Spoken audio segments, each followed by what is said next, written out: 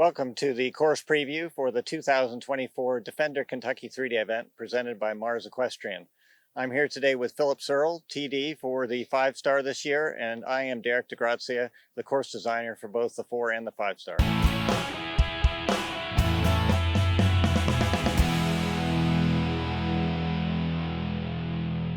So Derek, we're here at the first combination, 5ABC, which involves the water behind us here. Can you talk us through a little bit your thoughts here and what you're expecting? Yes, well, to start off with, they've had 4 very nice straightforward jumps, galloping fences, which should get them out and jumping in a good rhythm before they get here.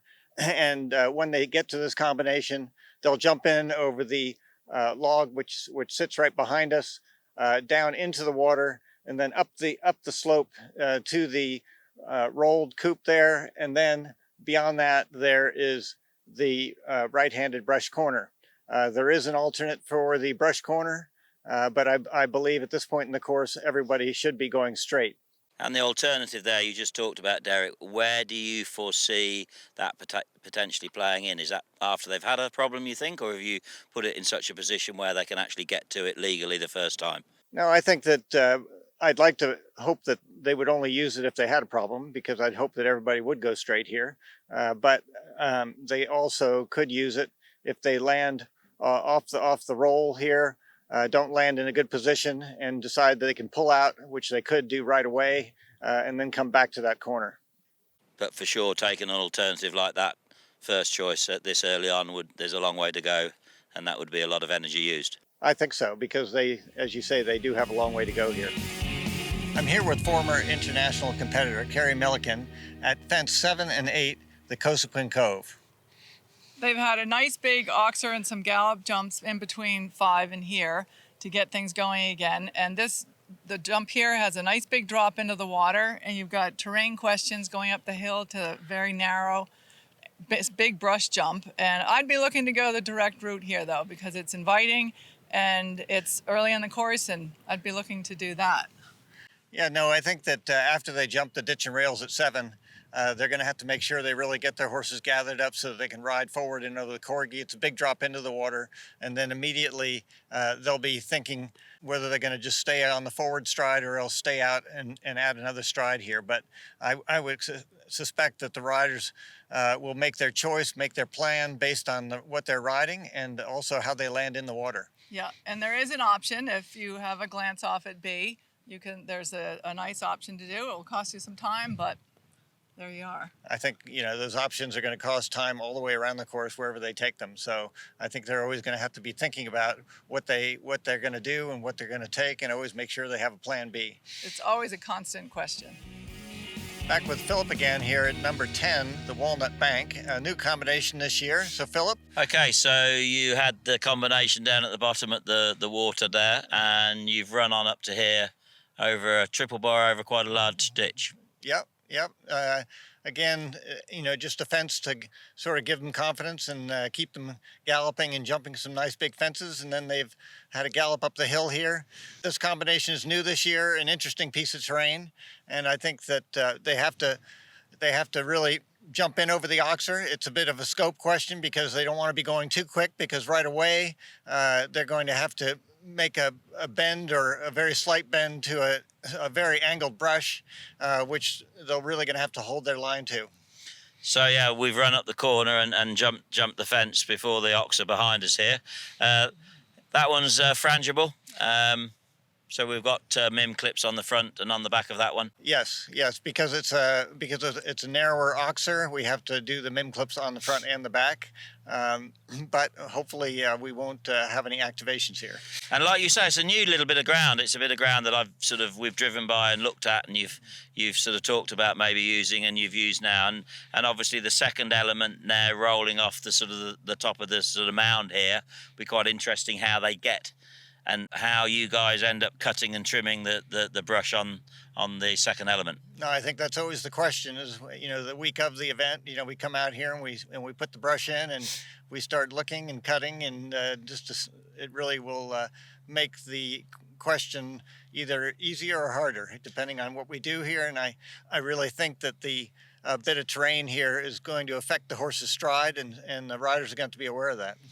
Yeah, I think for sure, like you said, you need to sort of power down a little bit for the oxer, which maybe sounds a little bit strange, but actually power down a bit so they get a sort of a good, bold but controlled jump to actually ride off the terrain here to make that turn. Because for sure, if the riders aren't driving the bus here, then there'd be an easy 20 here. Oh, very, very much so, and I'm going to be very interested to watch this and see how it plays out.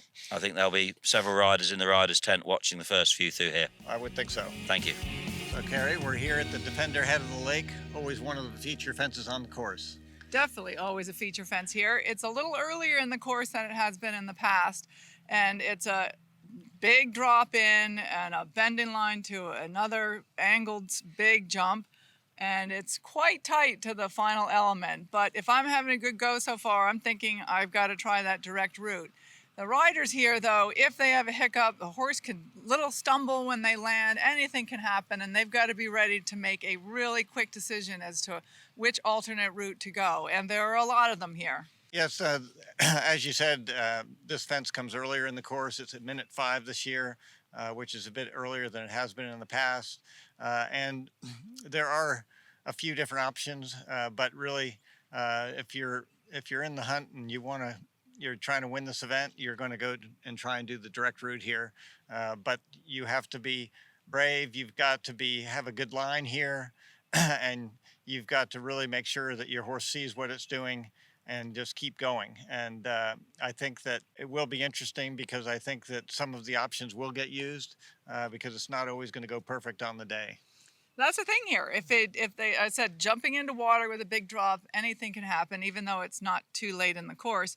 You still have to land on your feet and figure out, react. You know, can I fix it quickly and stay on my direct route, or do I need to divert off and go to plan B? Yep, it'll be a great fence to watch on the day. As always, this place is packed with spectators, which always can be another thing when the horses and riders come down here. You're sort of riding into this whole wall of spectators, and it's a very exciting moment, I think, for both horse and rider. Yes, if I were on a young horse, I might have plan B really ready if they're all distracted by all the people and not focusing and listening, because you are jumping into them. And after the second element, you have to turn them pretty quickly. They might think they're jumping out. So lots to think about. Anyway, a great fence to watch on the day. So, Kerry, we're at fence 23. The park question.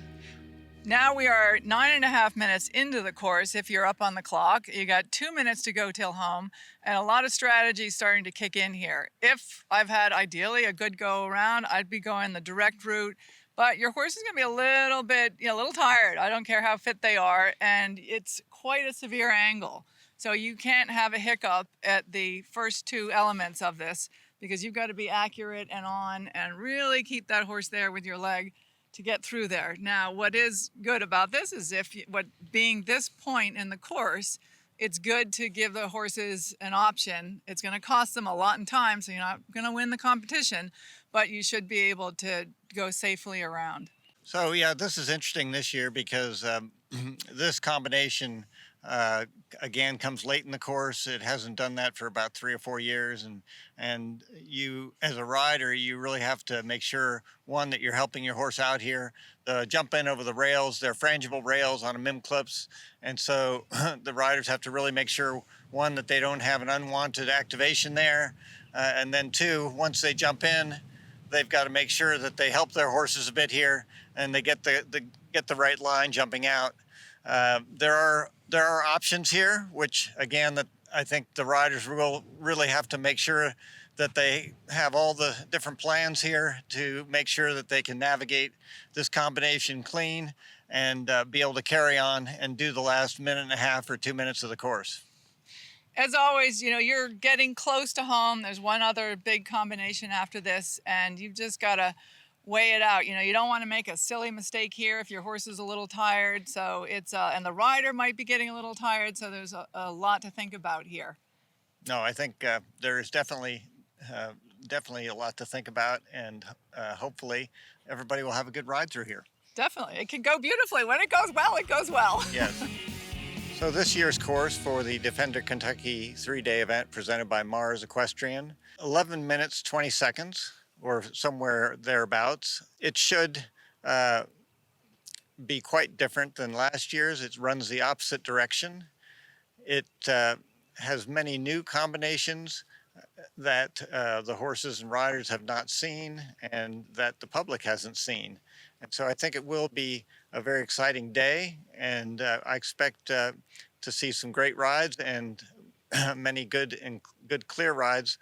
The time, we don't know. We'll see on the day what happens with the time. And I think, Derek, having just arrived this morning and walked around, and you're slightly finding some different routes, still going to the main complexes, it has definitely got a different feel.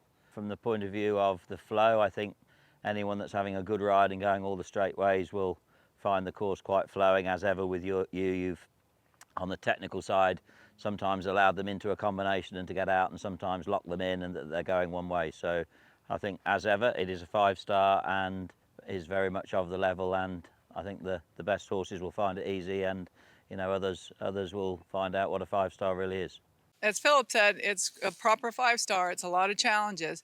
And as a rider, I'd be thinking about what I've come here to do with each horse. If I've come with a young horse and it's his first 5-star, I might be taking the other certain options. I'd like to be able to go the direct route, but maybe take a little more time. If I'm on a horse that I'd really like to go for it with, you've got to be on. But it's a super course to do it. And of course, the weather will have a factor as well.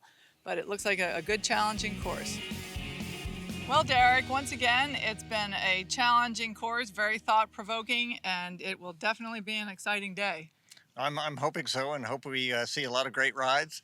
Thank you for watching the course preview for the 2024 Defender Kentucky 3-day event presented by Mars Equestrian, and we look forward to the best weekend all year.